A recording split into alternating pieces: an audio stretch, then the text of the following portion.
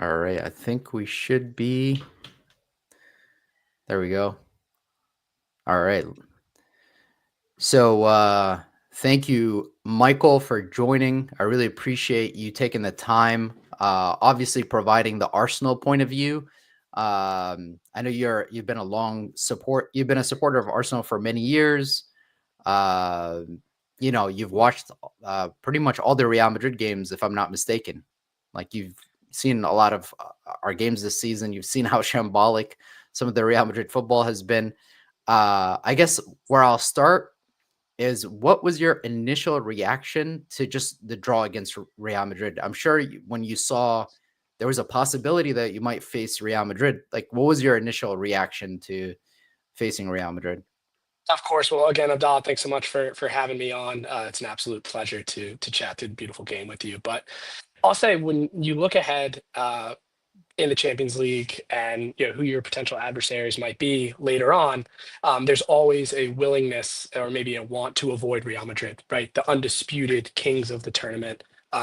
With all of the historic late game comebacks, all of the success in the later rounds, versus a team like Arsenal, who have never won the tournament.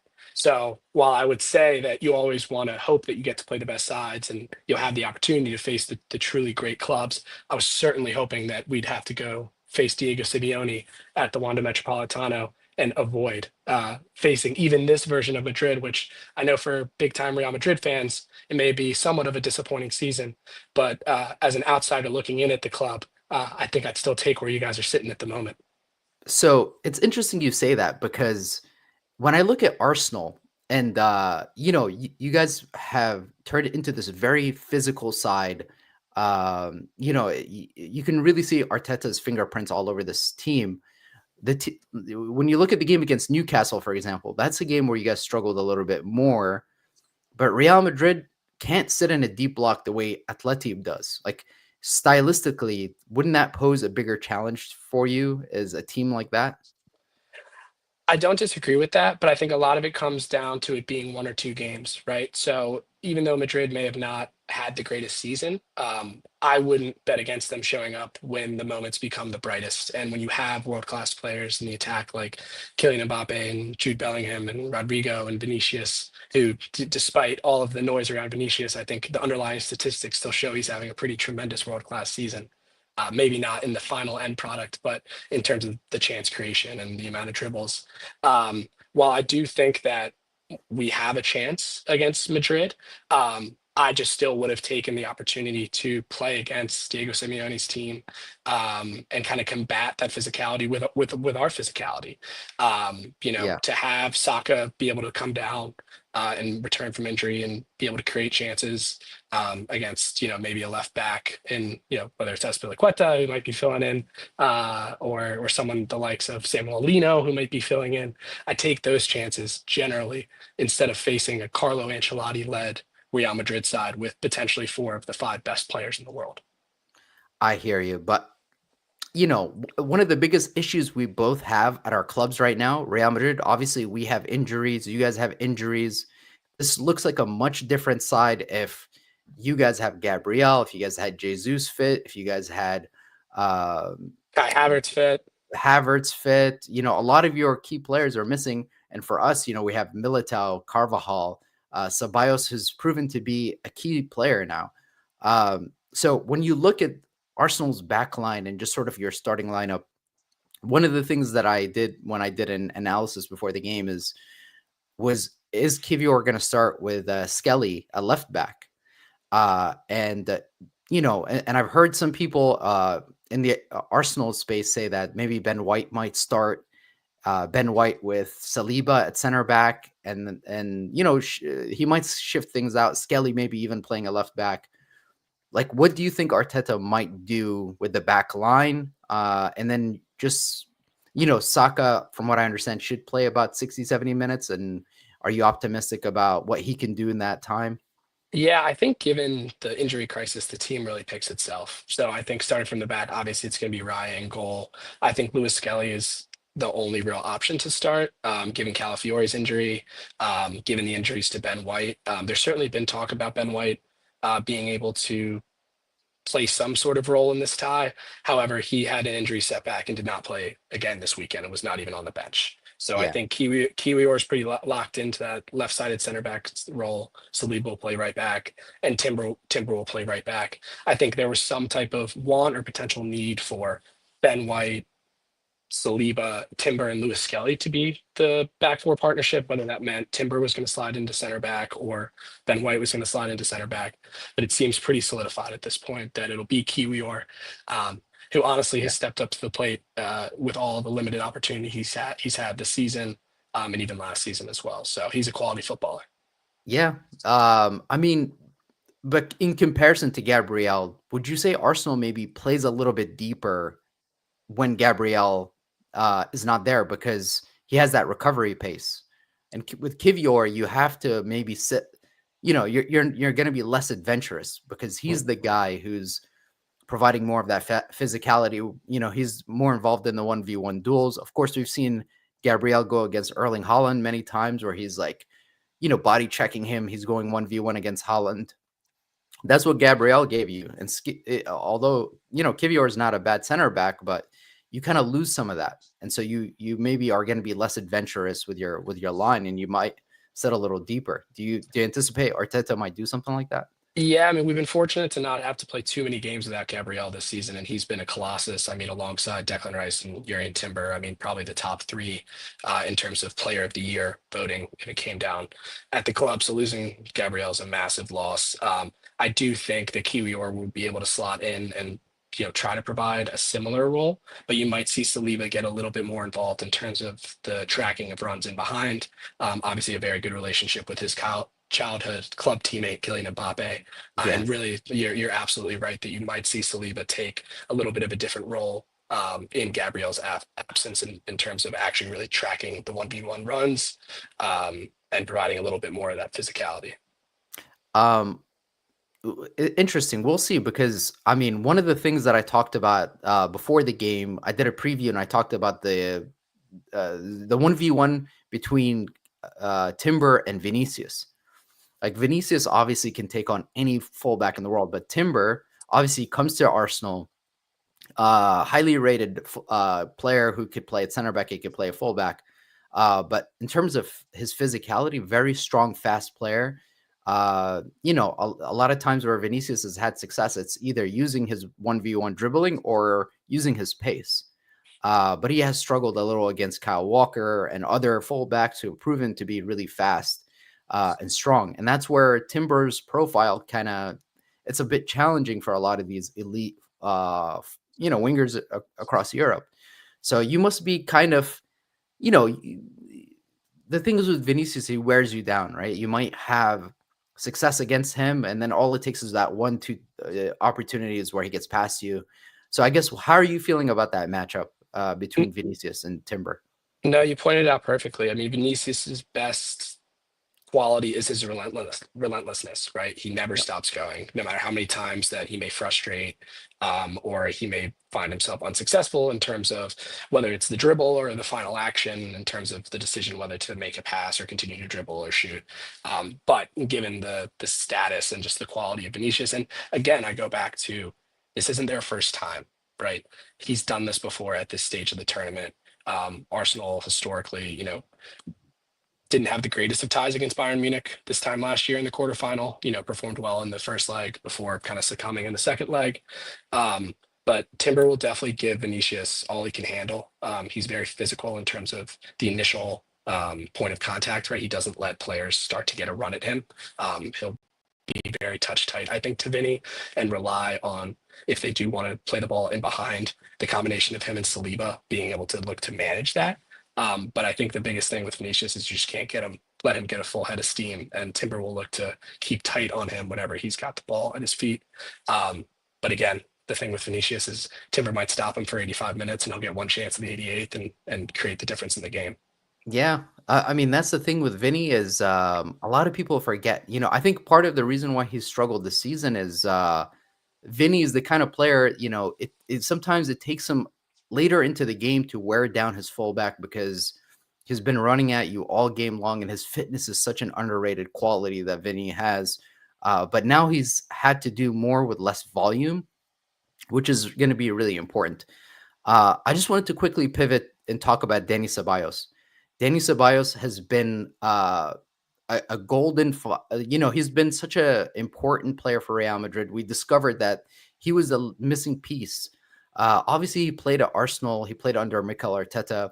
When he left Arsenal, Ceballos said that Arteta is a genius. He said, keep your eyes on this manager. This guy knows what he's doing. Even though it didn't work out for me at Arsenal, I'm telling you guys that this guy is one of the best managers in the world. And I'll first let you talk about Ceballos and how his time in London, but then quickly transition to Zubamendi, because Zubamendi is a very similar profile to Danny Ceballos. They have very similar qualities. But yeah, so why do you attribute some success to, or why was there a lack of success for Danny Ceballos at Arsenal's, I'll tell you in general, I have glowing memories of Danny Ceballos at the club. Ceballos is my type of player, right? Someone who wants to be on the ball constantly, huge personality, kind of that borderline arrogance that you need to succeed at the top level, specifically as someone who's going to be a volume player on the ball. People forget that we may have finished eighth in the league in the seasons that Ceballos was with us, but he also was a crucial part of the team that lifted the FA Cup, right? Which is really the only major trophy success that we've had since Arteta's joined the club, despite him doing an absolutely phenomenal job and putting up some of Arsenal's best ever Premier League seasons, really bringing the club out of the ashes. But that is still kind of the only major championship or trophy outside of obviously the Community Shield titles that we've been able to accumulate over the last couple of years. But no, I have very good memories of Ceballos at the club. I think it was a period of time when the midfield was being rebuilt. Right, Granit Xhaka was at the club before eventually moving on. Martin Odegaard eventually joining full time from Real Madrid after a loan stint. That was a time where we also had guys like Lucas Torreira in the midfield. So I think the team's changed a lot. Thomas Partey was obviously also in and around the team at that time, and I think that while Ceballos was a good player at the time, he just didn't. I don't think Arteta saw him as the long-term successor in the midfield for the Gunners. But he's been a tremendous piece at Real Madrid, as you and I have spoken about kind of throughout the season, providing kind of the qualities on the ball that team need, right? With a midfield that includes Fede Valverde, who I know has played a lot of time at right back as well, and Camavinga, who spent time in midfield, but also at left back, trying to provide the qualities that Toni Kroos used to provide in terms of ball progression and just quality and confidence and arrogance on the ball that you need to control rhythm in a game. For sure, and I think that's going to be something that Carlo is going to need to try and figure out. From what I understand, he's likely going to go with Camavinga and Modric in the double pivot, with Fran Garcia likely to start. I've seen reports of David Alaba starting at left back, which somebody here in the comments mentioned David Alaba starting at left back to try and play against Bukayo Saka. But Bukayo Saka, obviously, combining with Martin Odegaard on you guys' right-hand side, has been the biggest threat. Much of your success has come when both those guys have been fit on the pitch at the same time. And they're fit, right? I mean, we should see Saka at least play 60, 70 minutes, right? Yeah, he hasn't had the opportunity to start just yet, but he did play, the entire second half at the weekend. I think all of this has been a run up to fitness for making sure he can start the first leg in London. Because as you and I both know, if Arsenal don't come away with a positive result in the first leg, that second leg in Madrid is going to be very difficult. So I think the goal is to get, at least 60 minutes out of Bukayo Saka. From my understanding and seeing, reports from inside the club, he was ready perhaps ahead of the international break, and they really had to put the handbrake on him and say, Bukayo, we have to, be careful. This is a hamstring surgery that he had during the season that he's returned from, right? So he is roaring and ready to go. And I know that Ethan Nwaneri will be ready to come on in his place as soon as Bukayo, it runs out of gas, which, based on his fitness and the reports, could be somewhere in that 60 to 70 minute mark. Yeah, and that kid Ethan Waneri, he is a really talented kid. Special. Yes, special. He's what is he? 30, he's 18, right? He just turned 18, so just in the Yeah, last 2 weeks. So the only players in the history of England to have scored more goals before turning 18 are Michael Owen and Wayne Rooney. And this kid is, an attacking midfielder or a winger, and not quite the strikers that those two were. So, but to my understanding, I think other than Lamine Yamal, he has the most goal contributions in Europe for a player 18 or younger this season. So, incredible. really has come in leaps and bounds. Previously made his debut for Arsenal as a 15-year-old, a couple seasons ago. We were able to keep him amidst interest from the likes of Chelsea and Manchester City and all the big clubs in the world. This kid is Arsenal through and through, has been at the club alongside Miles Lewis-Skelly since he was 18. And he, alongside, the likes of Saka and Lewis Skelly, and then Max Dowman, who's the next big thing coming through at Arsenal, really are the future of the club. And yeah, as you know, it's always greatest to see when your own academy graduates are making a difference at the senior level. So one of the things I wanted to ask you about Michael is Mikel Merino in this new false nine position. And what you think. So one of the things, because when Havertz got injured, Mikel Merino has had to play as a false nine. And obviously he's been providing more of that physical presence that's needed because Havertz was not only really important in pressing the ball for you guys, but he seemed to have, he sort of got into his rhythm. Um, and he's become really he's grown into that position at Arsenal, right? Like you guys wanted him as a Shaka replacement, sort of play as an 8, and then he's sort of taken on this new role, which is, hey, you actually are better suited to play this sort of 9 role where he's pressing, he's dropping deep, he's connecting. I guess what are you seeing there with Mikel Merino in terms of like what that's going to look like? It's likely he's going to go against Raul Asensio and Rudiger, both very physical. Obviously, Asensio is very fast. Where do you think he might pose some difficulty for Real Madrid?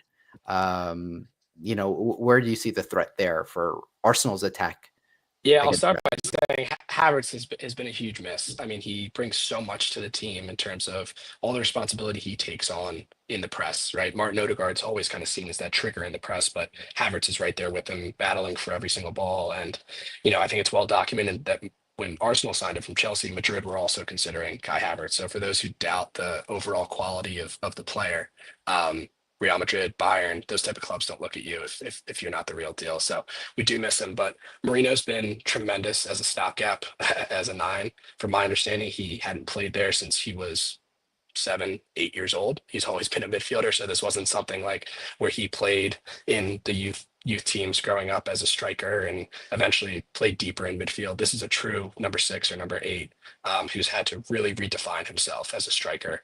And given the goal scoring record and kind of what he's contributed to the team over the last couple of months, it can be nothing more than flying the test with passing the test with flying colors here with Mikel Merino. So he's been tremendous in duels in terms of trying to win the ball. Last season at Sociedad, one of the biggest duel winners in all of Europe in midfield. He's brought that to the forward line this year. Has obviously been able to get on the end, both with his head and his feet. And he's also obviously very technically capable in the build-up. So I think what we'll see is a lot more of Martinelli trying to get in behind, with Marino trying to come deeper to link up the play. And then also watch out, Mikel Merino has been developing a love for this little flick in behind. So that's something I think we could see put to use over these 2 legs. So one of the things that somebody commented here, I was going to pick your brain on this, which is the Arsenal pressing. So the players you guys are going to play, right? Bukayo Saka, Martin Odegaard,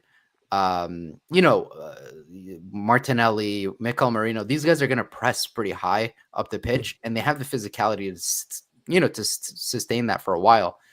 Do you feel like that's going to be part of the game plan? Is make them uncomfortable at the Emirates, start off with a lot of energy, press high up, try to win the ball. Is that going to be likely the strategy for Arsenal? It definitely will be. And Declan Rice is a huge part of that as well, to be able to pick up the scraps in behind. Declan Rice has been one of the Arsenal's best players and certainly one of the best midfield performers in all of Europe this year. And then Thomas Partey as well, obviously cleaning up true in that true six role with Rice being given some room to roam. Rice will really look to follow the trigger that Martin Odegaard will set and look to pick up any scraps and really plug in all those holes if Madrid do try to play between the lines and play out of the back, as opposed to going over the top to the likes of Mbappe and Jude and Vinicius and Rodrigo, whoever else, Brahim Diaz. I know Endrick has started to see a little bit more time. Don't know how much we'll see of him in this tie, but there might be an opportunity for Madrid to bypass the press and look to play over the top early, take advantage of Kiwior, because for a matchup of Kiwior versus Mbappe, there's realistically only going to be one winner there.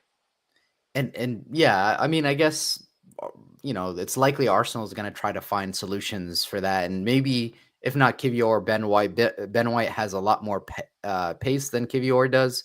Kivior obviously gives Arsenal a little bit more on the ball because he's a left-footed center back, and I know Arteta really likes having left-footed center backs playing that position.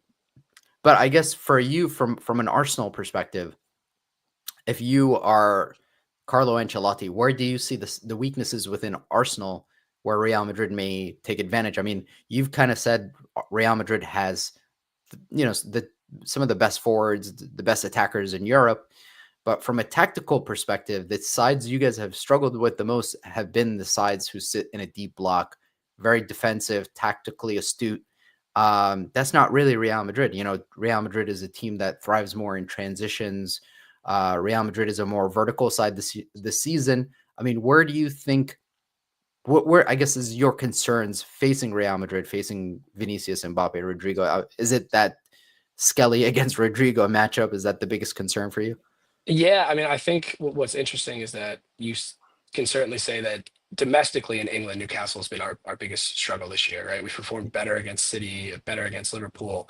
Alexander Isak in particular at Newcastle caused us tremendous problems, both in the cup and in the league. But in Europe, we've actually performed pretty well against the top teams. So went to the San Siro. Against Inter in the fall, we did lose 1-0, but I think it was 20 shots, 7 on goal, 63% of the ball. And again, against an Inzaghi team that's much more disciplined, versus again playing a PSG side at home at the Emirates in the fall, also won 2-0 there with early goals from Saka and Havertz. Probably seen as two of our better performances in Europe, at least against what we would consider the more elite sides. I wouldn't look at the thrashing of PSV as being a truly elite side in Europe, but again, from Madrid's perspective, there's danger in the likes of Mbappe and Vinicius and Rodrigo. But as you pointed out, not many teams have played us straight up this season. And if Madrid do look to play us straight up, and I don't expect any type of lower mid block, certainly not at home in Madrid, but even potentially in London at the Emirates, Arsenal could cause Real Madrid problems. And obviously, slightly biased as a significant supporter of the club in London, but I think that if I'm Carlo Ancelotti, the opportunities to attack Arsenal are to take advantage in transition as much as possible. Really interesting, because one of the things that I've noticed is how good your counter pressing is. When you guys have lost the ball, you seem to be very organized and knowing how to thwart, the opposition from being able to take advantage of those transitions. And one of your biggest threats has been on set pieces, right? Like you have to be liking your chances every time there's a corner, especially how bad we've been this season from set pieces. Yeah, part of that though is that Gabriel was such a massive part of our ability on set pieces, and ever since Saka went down, as well, the quality of delivery from that side has been passed on to Martin Odegaard and Ethan Nwaneri, two lovely strikers in football, but not quite the success rate that Bukayo Saka had coming off the left. I think prior to our goal, either last week or 2 weeks ago, we'd gone like 18 games in a row without a goal off a corner. But I could see Kiwi, or I could see Saliba set pieces. Obviously, in a knockout round game, anything can happen. With Saka back on deliveries on the in-swinger side, and then Declan Rice from the other side. I mean, we're talking about two of the best corner deliveries in world football. So hopefully we can take advantage of that here. For sure. I mean, I saw your game against Everton. You guys almost scored, one of those. And So I guess what's your prediction? I mean, are you and yeah, somebody mentioned in the comments, yeah, Chouameni is suspended for this first leg. So Chouameni is one of our best headers of the ball Mhm. in terms of like defending our box in any of these set pieces. But the good news for Real Madrid is Thibaut Courtois is back. And in terms of commanding his box, Courtois is by far, it's a huge bonus to have him back. But I guess what is your prediction for this game? I mean, just speaking for myself, the biggest threat to Real Madrid in playing you guys is somehow we lose that first leg, and then you guys come to the Bernabeu sitting in a deep block. That I don't like, because if Arsenal wins that first leg, and especially by more than one goal, you guys' ability to sit in a deep block, like David Ancelotti, Carlo Ancelotti's son, famously said that City win that we got away at the Etihad last season, he said he got the game plan from Mikel Arteta. Like he was like, I saw what Arsenal did to them. I saw what Arteta's game plan was, and I tried to duplicate that with Real Madrid. So Arsenal is clearly a team that can sit in a deep block and travel away to a side and do that successfully. So the fear for me as a Real Madrid fan is losing that first game by a big goal margin, and then seeing Arsenal sit in a deep block in the second leg. What's your sort of sense of optimism? I've heard mixed things. I've heard some Arsenal fans say we're not going to win this. I've heard some Arsenal fans say we're going to shock the world. What do you think? I think it's any given Tuesday at this point, right? So when we're talking about one game versus a 39 game season or a 38 game season, depending on where you are in Europe, um, I'm confident going into Tuesday. I think you have to be, as an Arsenal fan. Arteta's come out and said that all of those fans who are attending the game, you're not there to watch. You're there to win with us. You're there to challenge every ball. You're there to make it as uncomfortable as possible for Real Madrid. And I think Arsenal know internally that for them to have any chance of advancing and going to a historic semifinal, that they need to come out with the win. So my prediction would be either a 1-0 or a 2-1 win at the Emirates. And then we go into the deep block like we did against City.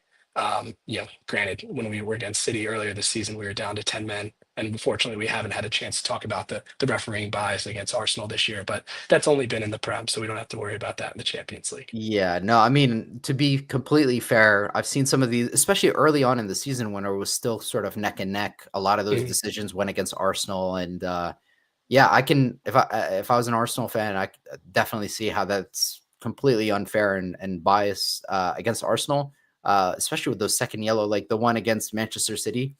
Who is it that was it? Trossard who got Trossard, yeah, Trossard? Yeah, that one was ridiculous. You just gave yeah, him in a high stakes game like that. You give the guy a second yellow, he gets sent off. Arsenal's yeah, chances. Really, you guys lost a lot of momentum with a lot of those really bad decisions, and yeah. that's why, uh, you know, It's uh, all in on the Champions League. If you look at the lineup the Arteta put out this weekend, you could tell that there's one thing on the mind, and that's Arsenal at the Emirates or Real Madrid at the Emirates on Tuesday. So I think the yeah, goal from the team will be to come out with a ton of energy, look to get an early lead, and leave for Madrid with a lead in the tie. Because I think that's really our best opportunity to win the game, is to be able to go then to Madrid, sit in that disgusting deep block that we're capable of, and yeah. look to get lucky on the counter. So, I mean, you kind of hit the nail on the head there. I mean, the big thing for Real Madrid is Chouameni is back for the second leg. So Bios looks like he might even start for the second leg. Uh, and so you'd be looking at a whole different Real Madrid side in the first leg versus the first, in the second leg versus the first. Mhm. Kamavinga has not been in the best form this season. That second leg against Atleti when he came in, that was his best performance for Real Madrid this season. But other than that, his decision making hasn't been the best this season. So big performance needed out of him, especially against a side that's going to be pressing you very high up the pitch. But yeah, let's see. I mean, that's I think all we really have for this one. Any final thoughts from your side? I guess as we wrap things up here. No, we appreciate the opportunity to chat with you today, and come on, you Gunners. All right, man. Well, good luck to you. I mean, I'll just say that if Real Madrid, if we don't end up winning the Champions League, I would much prefer it be Arsenal or anybody except for Barcelona. Anybody except for those guys. I hate.